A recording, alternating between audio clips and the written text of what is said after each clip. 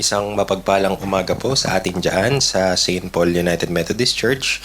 And good morning po sa lahat po ng mga nakikinig ngayong umagang ito, ngayong Wednesday morning na ito. So, kamusta naman po ang ating paggising ngayong umaga? So, ika nga sabi nga sa Nescafe, di po ba, para kanino ka bumabangon? Yan.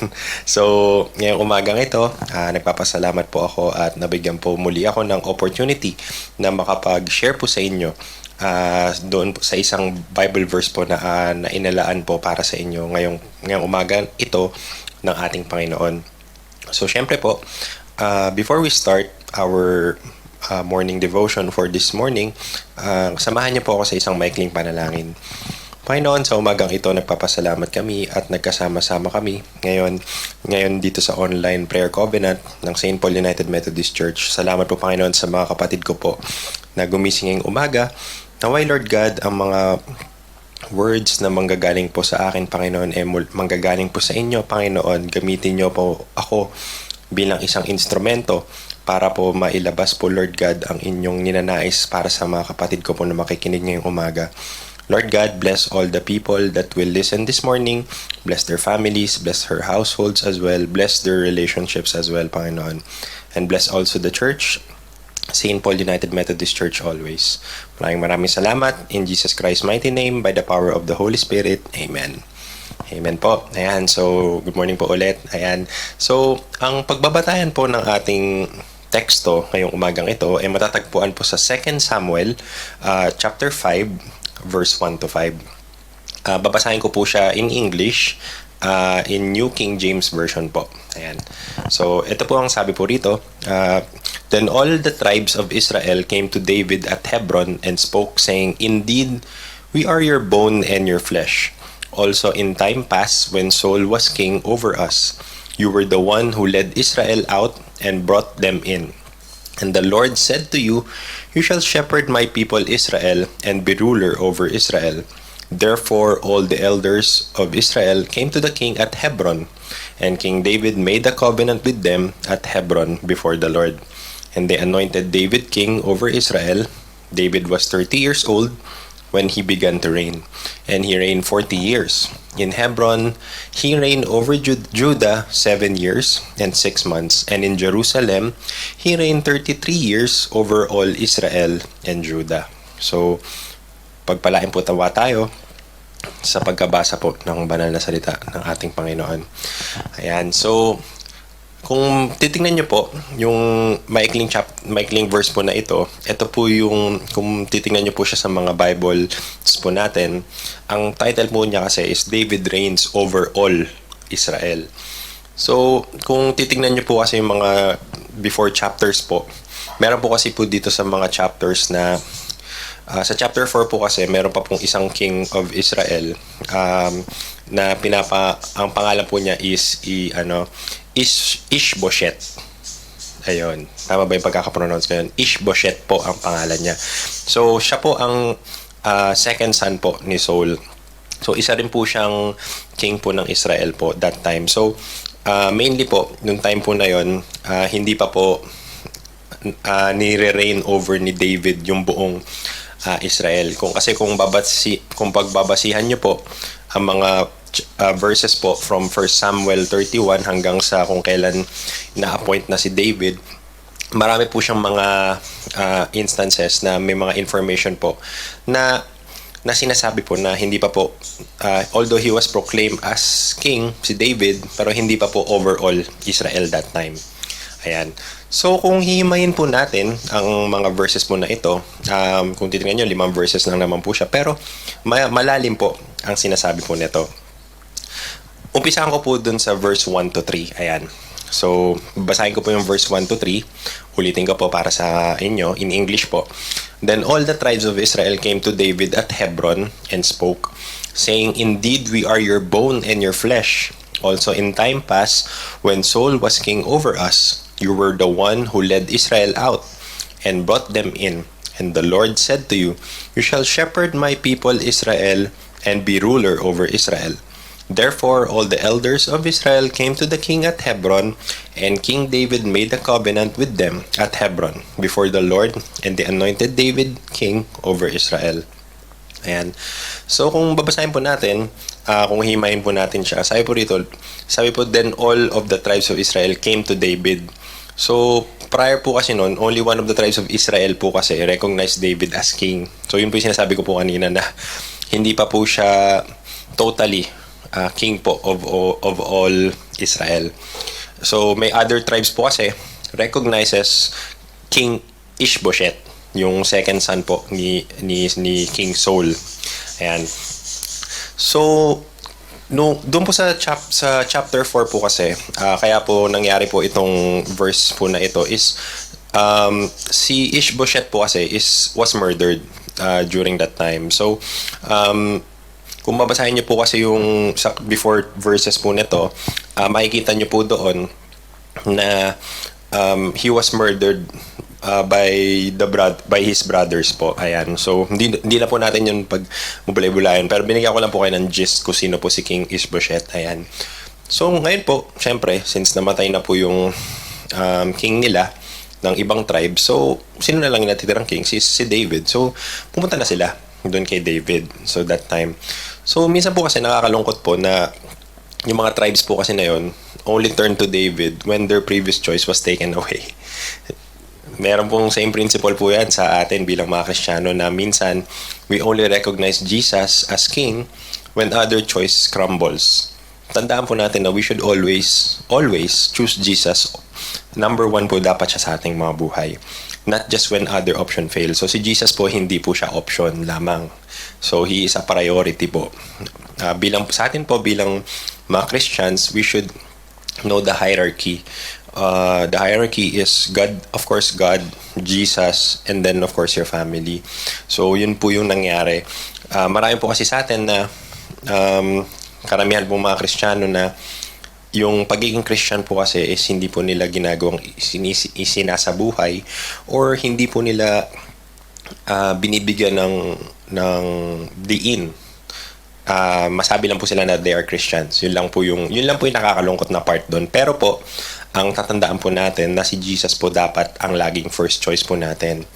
Sabi nga po sa Matthew 6:33, di po ba? Seek ye first the kingdom of God and His righteousness, and all of these things shall be added unto you. So, next pong pagbubulay po natin, sabi po dito, we are your bone and your flesh. Ibig sabihin po nun, the elders po ng Israel receives David's leadership na po. Yun po yung sinasabi po nila, parang they are recognizing na po that David is the king. Ayan. Significant po siya kasi po for a period of time po si David po kasi live as a Philistine over Philistines. Ayan. So yung although Israelite po si David, yung elders po ng Israel put that away and embrace David as one of their own. So parang wala na po yun. Naka-move on na sila. So past is past. Ayan. Ganun po yung nangyari sa mga elders po ng mga Israel. So sabi rin po rito, you were the one who led Israel and out and brought them in. So yung elders po ng mga Israel, sabi po rito, receives David's leadership because he already displayed his ability to lead. So nandun na po yung parang leadership quality po ni King David. Kaya po nabanggit po rito yung part na you were the one who led Israel out and brought them in. Ang ganda po, no? Ayan. Sabi rin po rito, the Lord said to you, you shall shepherd my people Israel and be ruler over Israel. The elders of Israel po, muli, nireceive po nila ang leadership po ni David because evident po kasi na si God po kasi ang nag-anoint or nag-appoint kay David as king to lead. So tayo po, once you were appointed a leader in your church, sa church po natin, sa mahal po nating mga churches, lalo po dito sa St. Paul United Methodist Church, if you are appointed as a leader in this community, in this congregation, you were appointed by God. Tandaan po natin na bigyan po natin ng diin din ang pagiging leader po natin. Naintindihan ko po na syempre, meron po tayong mga bagay-bagay na kailangang gawin outside of the church. Siyempre, may mga private lives po tayo, may mga personal lives po tayo. Pero siyempre, kapatid, once you were asked by God to lead in a certain position in this church, bigyan po natin ng diin. Lagi po yun. Ayan. Sinasabi rin po dito na there are 3 characteristics po that should mark anyone who leads God's people. May sinasabi po dito that a leader must belong to God's people in heritage and heart. A leader must demonstrate capability to lead. At next po is a leader must have an evident call from God. So, sobrang bigat po ng mga characteristics po nito. Ayan. So, tandaan po natin that if you are a leader, find ways, of course, to show that you can lead by example as well. Sometimes kasi minsan ang mga leaders po kadalasan is puro salita lang. Wala pong gawa. So, if you want to lead by example po, hindi ka lang puro salita po. You must work also. Ayan po. So, meron pa po dito na the elders po ng Israel po din, yung nag-ano po kay David, nung na-receive na po nila, yung leadership po ni David, when they saw the same thing in leaders po, we should also receive their leadership also. So kung ano po yung nakikita ng mga elders po ng Israel kay David nung inanoint na po siya as king of over Israel, tularan po natin si King David po in this time. So ayan. So sinabi rin po dito na and they anointed King David king over Israel. Ayan, yan po yung sinasabi po rito. Kasi po, may sinasabi po kasi rito sa kung babasahin niyo po yung 1 Chronicles 12:23 to 40, dinidescribe po kasi dito yung isang great assembly that gathered in Hebron to recognize David as king over all Israel.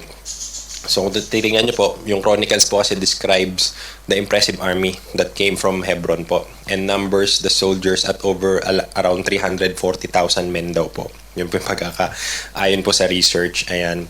So, sinasabi rin po dito that kung di-describe nyo po yung scenario po niya, all these men of war who called keep ranks came to Hebron with a loyal heart to make David as king over all Israel, and all the rest of Israel were of one mind to make David as king.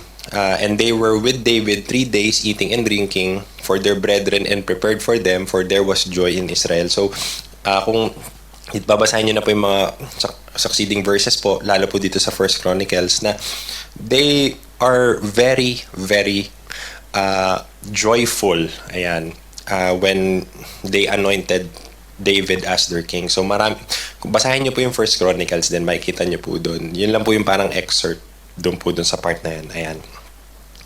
So doon po sa succeeding verses po, doon sa pinag-aaralan po natin yung chapter 4 to 5 po, basahin ko po sa inyo. Ito po yung parang sasabihin po natin the duration po nung reign po ni King David. David was 30 years old when he began to reign, and sinabi po rito that he reigned 40 years. Ayan. In Hebron po, when he reigned over Judah like 7 years and 6 months, sinabi rin po dito, and in Jerusalem, he reigned 33 years over all Israel and Judah. So, yun po yung pinaka-information po ng reign po ng ating King David. So, kung himayin po natin yung mga verses na to, sabi po rito, David was 30 years old. So, this is a good measuring point po for David's life. Ayan. Si Samuel po kasi anointed David when he was about 15 years old. And he did not take the throne until 30. So, parang sinasabi po rito kasi that David spent at least 15 years in preparation for the throne of Israel. So, this is a call also to all of the MYF and all of the children in St. Paul United Methodist Church that if you are being trained to become a leader, make sure hindi ka agad nagiging leader in an instant. Yung parang pag ganun mo lang is leader ka na kagad. No, it takes time. It takes time. Look at what King David did. Spent at least 15 years in preparation for the throne of Israel. Kasi si Lord kasi hindi naman magbibigay yan pag ready ka, pag hindi ka pa ready. So, sabi nga po dun sa isang excerpt sa Facing the Giants, if you are God will be pouring out the blessing once you are ready. You need to ready your field to receive it. Yun po yung sabi doon. Sabi rin po dito, in Hebron he reigned, in Jerusalem he reigned. Sinabi po dito that David reigned over like 40 years. His 15 years of preparation were not too long compared to his reign. God uses great preparation when the task is great. Ayan. So, kung titignan niyo po, no, ang ikli lang po ng ating pinag-aralan ngayong umaga. Pero, kung read between the lines niyo po siya, ang lalim po ng gusto po niyang sabihin po sa atin ngayong umaga. So, ngayong umagang ito, bigyan ko po kayo na isang challenge sa mga nanonood po ngayong umaga na it takes time po to become, like we can say, a great leader. It really takes time. Hindi po yan instant na nagiging leader ka kagad. God also, of course, is checking your motives, your heart, before you can lead po. Diba nga po, sabi ko po kanina that yung 3 characteristics po that should mark anyone who leads God's people. A leader must belong to God's people in heritage and heart. A leader must demonstrate capability to lead. At the same time, must have an evident call from God. So sa mga pastors po natin ng every local churches po, di ba po minsan every end po ng conference here, di ba po nagkakaroon ng mga botohan, nagkakaroon po ng mga appointing ng mga sabihin po natin ng mga posisyon sa kanya-kanya mga simbahan. So, those people that were appointed or those people that were voted, those were all prayed by your pastor. Those were the answered prayer po ng ating pastor.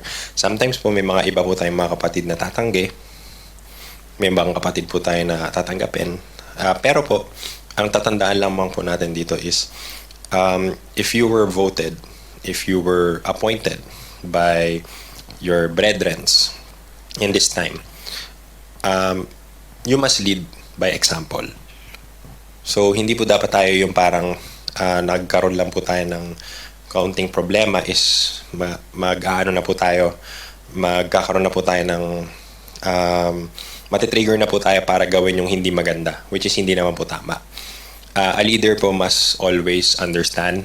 A leader po must always trust his members always po. Pero hindi po dapat na pag-leader ka na ikaw lang dapat gagawa. Of course, you need to, if you are a leader also, you must delegate those things po sa mga kapatid po na around you. Ayan. So mga kapatid, tandaan po natin that it takes time to be a leader. Pero once you are appointed and called by God to lead in one of the ministries of your church, just remember this, kapatid, that you were chosen by God and that He trusts you wholeheartedly. Kaya ka po nilagay sa posisyon na yan. Mula po sa aking mag-ina dito po sa Qatar, mula po kay Lisa Marie Rodriguez Wico po at kay Josiah Luke Wico po, magandang umaga po sa ating lahat at to God be all the glory. Patuloy nating idulog sa ating Panginoon Diyos ang lahat ng ating mga pangangailangan, pero hayaan nyo na tayo'y bumalik sa mga bagay na ginawa ng Diyos sa atin sa pagbangon natin sa napakagandang umaga at sa patuloy na pagbibigay sa atin ng ating Panginoon Diyos ng isang gabi na punong-puno ng kagalakan, kasiyahan dahil matiwasay at mapayapa tayong nakapagpahinga at sa pagbangon natin ay nagpanimula tayo sa mga salita na narinig natin. Kapatid, ang hamon ko sa inyo ay patuloy na ilagay mo sa iyong puso at sa iyong isip ng mga salita ng ating Panginoong Diyos. Ito yung magtuturo sa atin ng tamang direksyon. Lalo ngayon sa mabigat na pagsubok na pinagdadaanan, hindi lamang tayo kundi sa buong mundo. Yung ating pinagdadaanan na pandemic ay lalong lumalakas ang mga variant na dumarating sa atin at ang tanging mapagdudulugan lamang natin ay walang iba kundi ang ating Panginoon Diyos. Kaya halika kapatid, samahan mo ako sa diwa ng panalangin at ipanalangin natin sa Kanya na patuloy na bigyan tayo ng isang maganda at maayos na buhay sa buong maghapon ng ating paglilingkod at mga gawain sa araw na ito. Let us pray. O dakila naming Panginoon Diyos, kami po ay nagpapasalamat sa inyong kabutihan at biyaya na iyong patuloy na binibigay sa amin. Nagagalak kami dahil binigyan mo kami ng panibagong umaga at araw at kalakasan. Galing kami sa aming pansamantalang pagpapahinga at sa aming pagpapahinga ay nadama namin ang iyong kalinga. Pinatnubayan mo kami, binagyan mo kami ng matiwasay na magdamag at sa pagbangon namin ay hindi lamang namin alalahanin ang iyong kabutihan, kundi alalahanin namin at itinim namin sa puso namin ang mga salita na narinig namin, ang maikling pananalita ng inyong lingkod na ipinagkaloob sa amin ay mula sa inyo, at dahil sa inyo nanggaling ang mga salitang ito, ay hayaan mo na tumamo sa puso namin at magiging kalakasan at tibay ng aming patuloy na paglilingkod at patuloy na mga gawain ng aming buhay. I pray over to all of them, dear Lord, lalo yung mga kapatid namin na dumadaan, mga pamilya na dumadaan sa mabigat na pagsubok dulot ng pandemyang ito. Sila'y nagkaroon ng infected na katawan galing sa COVID-19 na ito. Pero alam namin, Panginoon, na walang imposible sa iyo, at dalangin ko na ang lahat ng mga kapatid namin na nasa hospital, yung mga infected ng COVID-19, yung mga merong mga karamdaman sa iba't ibang mga karamdaman na kanilang tinanggap sa kanilang mga katawang palupa mula sa inyo, I declare and pray that you will continue to give them a healing mercy kung ano man yung mga karamdaman na nasa kanila. Sa pangalan mo, O Diyos, ay muli mong ire-restore ang lakas na taglay nila at magpapatuloy sila sa patuloy na paglilingkod sa inyong kabasan. Dalangin ko din ang aming mga kapatid na ngayon ay nahihirapan dahil sa kalagayan ng bayan namin. Yung mga iba ay nawalan ng trabaho, yung mga iba naman ay nawalan ng pagkakitaan, hindi makapunta sa iba't ibang lugar para magpatuloy ang kanilang buhay. Doon sila kumikita ng kanilang ikabubuhay at makakain. Dalangin ko, O Diyos, na gabayan, ingatan mo sila, bigyan mo sila ng makakain at gumamit ka ng mga tao para sa kanilang pansamantalang pangangailangan ay madulutan, dahil ang lahat ng mga bagay na ito ay wala namang imposible sa inyo. And as we depart from this prayer covenant this morning, dear Lord, I declare a blessing be upon them, a blessing of peace, a blessing of your protections, a blessing of a prosperous life mula sa inyo, and a blessing of your wisdom be upon us as we continue to go on in the journey of life and faith in this world. This is our prayer and benediction through the mighty name of our Lord Jesus Christ in heaven. Amen.